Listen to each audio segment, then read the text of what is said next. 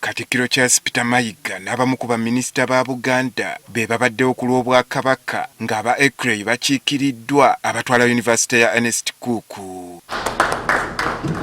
Omukago guno gugendereddwamu okulaba ng'ebyobulamu mu bantu ba Ssaabasajja byongera okutumbulwa. Mu bikkiriziganyiziddwako be ba Ernest Cook Ultrasound Research and Education Institute okukeberanga abantu endwadde ku bwereere ng'essira lya kuteekebwa ku kkookolo. Okukeberanga abantu ba Ssaabasajja naddala kukebera obulwadde obwo bwa kkookolo buli mwaka. Tweyamye nti tujja kukeberanga abalwadde abatakka wansi wa 1,000.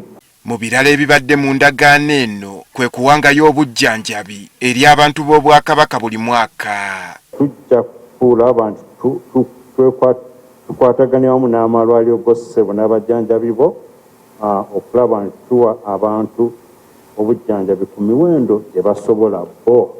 N'Obwakabaka bwakuweebwanga sikaala okusobola okutendeka abasawo abanaayamba mu malwaliro g'Obwakabaka.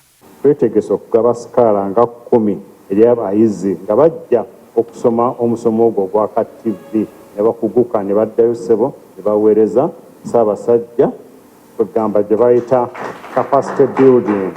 Mu kwogera kwa Katikkiro wa Buganda Charles Peter Mayiga asimye ab'ettendekero lino okukwasizaako Obwakabaka mu byobulamu. Tuli basanyufu olw'enteekateeka eno aba Ekrey gye balina.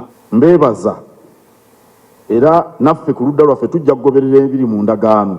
Katikkiro waasinzidde n'ajjukiza abakulembeze okusoosowazanga ebyobulamu bw'abantu be bakulembera. Obuweereza obukwata ku byobulamu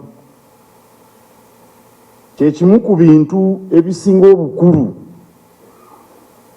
naddala erifa abakulembeze. Agamba nti kikafuuwa enkulaakulana okutuukibwako ng'ebyobulamu bisuuliddwa mu guluka. Era bw'owulira n'enteekateeka za gavumenti si eyawano yokka ne bwe ziba gavumenti endala boogera nnyo ku bantu okwekulaakulanya n'okwezimba okuwona obwavu, naye ate oluusi ne beerabira ebyobulamu. Omuntu ayinza okwebuuza nti abantu baneezimba batya ng'ate si balamu.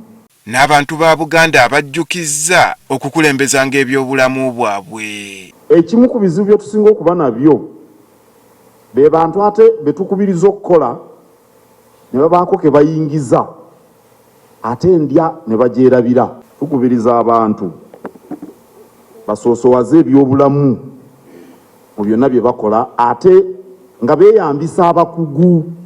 Oluvannyuma minisita wa Buganda ow'enkulaakulana y'abantu ne ofiisi ya Nnaabagereka Kootirida Nakate atandise omukago guno na kuggulawo olusiisira lw'ebyobulamu ku ttendekero lya Ernest Cook University nga lwakumala sabbiiti nnamba. Tusaba mujjanjabibwe bulungi muwole era ne tuddamu okwebaza aba Ekrey n'etwala omukisa guno nti olusiisira luno tuluguddewo mu butongole.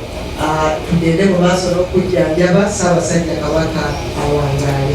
Andrew Kaggwa, Agafeeyo, Spark TV.